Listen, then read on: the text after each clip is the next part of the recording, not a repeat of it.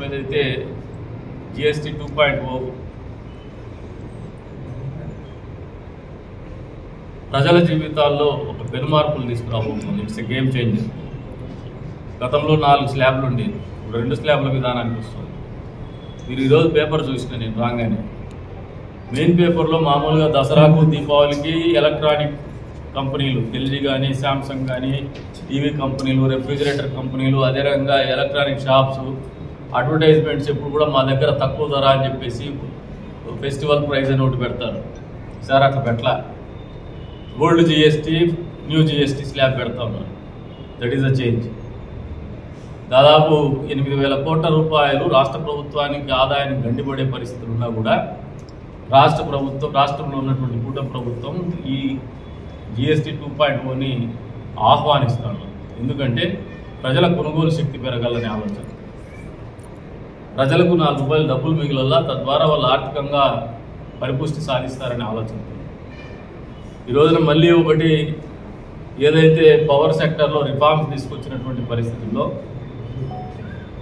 Power tariff తగ్గిస్తానమని power minister కూడా Kottipati Ravi press meet పెట్టి మరీ తెలియజెప్పడం జరిగింది. దాదాపు 1,000 కోట్ల రూపాయలు దీంతో ఆదా అవుతుంది రాష్ట్రానికి. రాష్ట్ర ప్రజల మీద భారం దొరుకుతుంది 1,000 కోట్లు. గత పాలకులు కరోనా టైంలో అసలు కళ్ళకు కనపడకుండా వైరస్ సంచరిస్తా అంటే అసలు వీళ్ళకి బిల్లు ముట్టుకునే వరకు షాక్ కూడా కొట్టకుండా ఒకటేసారి రేట్లు పెంచి బిల్లు చేతిలో పెట్టినటువంటి జగన్మోహన్ రెడ్డి ప్రభుత్వం. మీరు అడగకుండానే రేట్లు తగ్గించేసి మీకు మళ్ళీ మీ మీద ఆర్థిక భారం తగ్గిస్తున్నటువంటి చంద్రబాబు నాయుడు ప్రభుత్వం. ఇది గత ప్రభుత్వానికి ఈ ప్రభుత్వానికి ఉన్నటువంటి తేడా అని చెప్పేసి కూడా ప్రజలకు తెలియజేస్తారు. మొన్నటి రోజున హౌస్లో బాలకృష్ణ గారు కూడా మాట్లాడిండేది బహుశా ఆయన భావము సరైంది. భావ ప్రకటనలో మీరు వినేది మామూలుగా ఏమ్మా అంటే నీ అమ్మ అన్నట్టు కొంతమందికి వినపడుతుంది. అది వాని ఆలోచన విధానం. కానీ we cannot help for it. ఆయన చెప్పదలుచుకున్నది ఏంటంటే కామినేని శ్రీనివాస్ గారు చెప్పిన దానికి ఆ రోజున ఎవరూ బలవంతం చేయలేదు, ఎవరు కూడా దానికేమి బలవంతం చేసి పిలవలేదు అనే మాట తెలియజెప్పదలుచు. అంతేగాని ఆయన ఎవరిని కించపరిచి మాట్లాడే ఉద్దేశం ఆయనకు లేదు. ఆ రోజు ఒక గ్లాసులో మందు ఇంకా మాట్లాడుతున్నారు వగైరాలు. అది మీ విఘ్నతకు వదిలేస్తున్నాం. మీ ఆలోచన విధానం అంతే. మీరు ఇన్ని మంచి పనులు చేసే ప్రభుత్వాన్ని నేరుగా విమర్శించలేకపోతున్నారు. ఈ ప్రభుత్వం పనిచేయలేదని, ఈ ప్రభుత్వం ప్రజలకు మంచి చేయడం లేదని చెప్పలేకపోతున్నారు, ఈ ప్రభుత్వం సంక్షేమం అమలు చేయడం లేదని చెప్పలేకపోతున్నారు, ఈ సంక్షేమము అభివృద్ధి చేయలేదని చెప్పలేకపోతున్నారు. మీరు చేయగలిగిందల్లా కుటిలయత్నాలు, కుంటి సాకులు, అడ్డగోలు వ్యవహారాలు. ఇంతేగాని సరైనటువంటి నిర్మాణాత్మకమైనటువంటి పాత్ర పోషించేటువంటి పరిస్థితులు మీకు లేవు. ప్రతిపక్ష పాత్ర గురించి కోర్టుకు పోతాడు. ప్రతిపక్ష పాత్ర పోషించాలని చెప్పేసి నువ్వు అసలు ఈ వ్యవస్థలో ఉండకూడదనే ప్రజలు 11 సీట్లు ఇచ్చింది.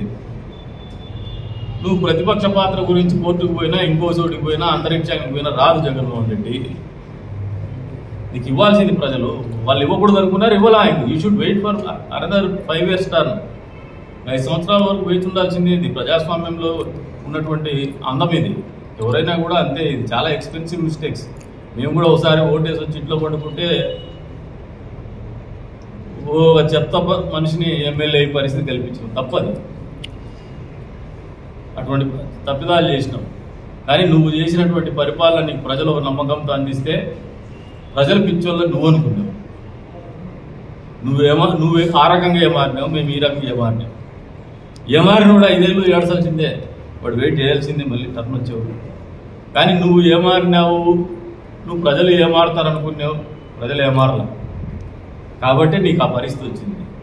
దాన్ని నువ్వు గౌరవించకుండా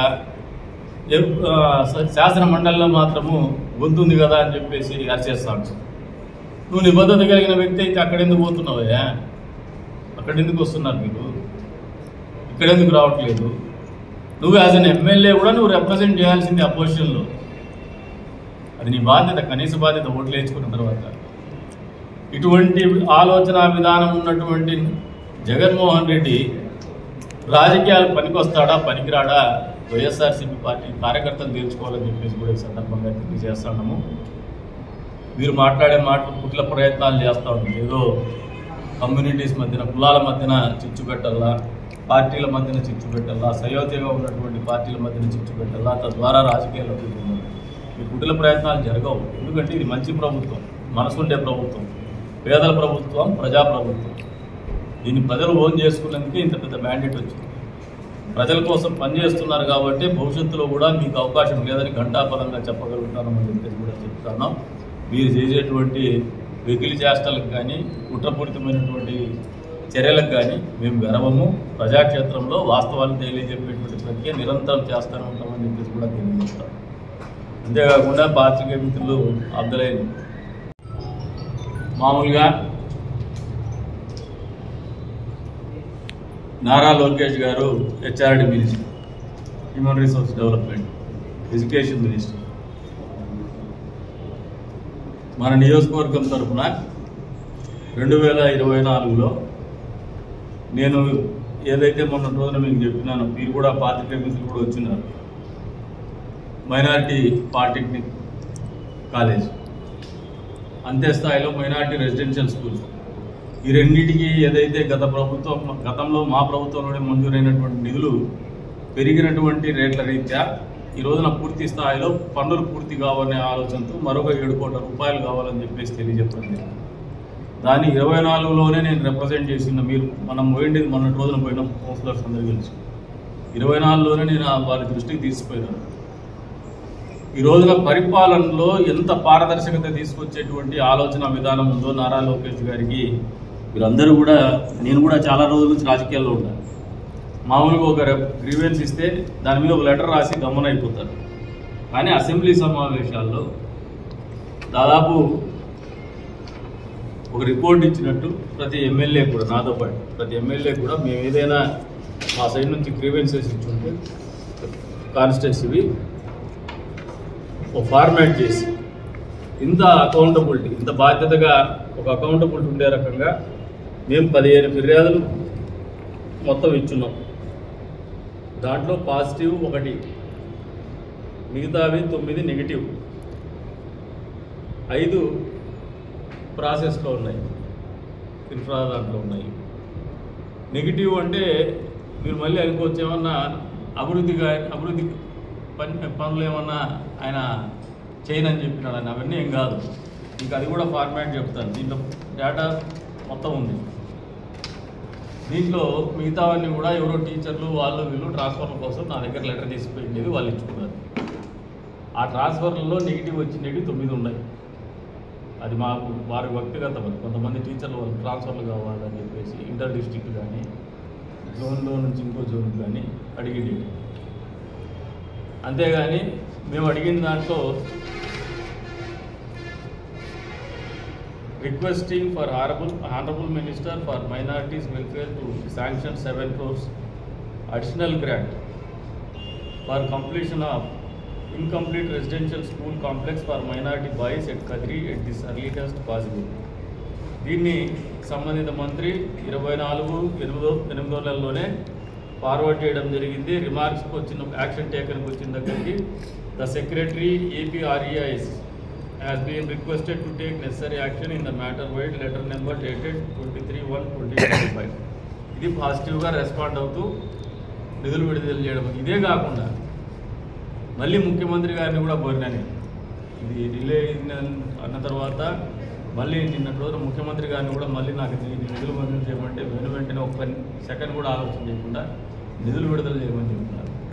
మీకు అందరికీ ఇచ్చినటువంటి మాటకు కట్టుబడి తొందరలోనే దానికి ఎక్స్ట్రా బడ్జెట్ కూడా కేటాయిస్తున్నారు, పూర్తి చేస్తున్నామని చెప్పేసి కూడా వచ్చే అకాడమిక్ ఇయర్కి అందుబాటులోకి తీసుకొస్తున్నామని చెప్పేసి కూడా ఈ సందర్భంగా తెలియజేస్తాం. అంతేకాకుండా ఆడిటోరియం కాంపౌండ్ వాల్, ఇంకొకటి request for sanction of government engineering college in Kadiri constituency will have a transformative impact on lives of rural poor students అని చెప్పేసి నేను రిప్రజెంట్ చేయడం జరిగింది. ఎప్పుడు 22/8/24లో. దాని మీద అండర్ ప్రాసెస్ కిందనే ఉంది. ఈ డేటా కూడా మీకు ఇస్తాను, మీరు కూడా తీసుకుంటారు. Request for sanction of auditorium and compound wall to Vemana government high school in Kadiri. దానికి కూడా report is awaited from DSC CSI white memo numbers under process అని చెప్పేసి ఇస్తున్నారు. ఇవన్నీ కూడా ఆల్రెడీ దీనికి నేను సిఎస్ఆర్లో కూడా పెట్టున్నాను. ఆ సిఎస్ఆర్లో మంజూరైంది కాంపౌండ్ వాళ్ళు. తొందరలోనే కాంపౌండ్ వాళ్ళు కడతాం. అది వాళ్ళకి ఇచ్చినటువంటి మాట మీద కాంపౌండ్ కడతాం, ఆడిటోరియం కూడా కడతాం.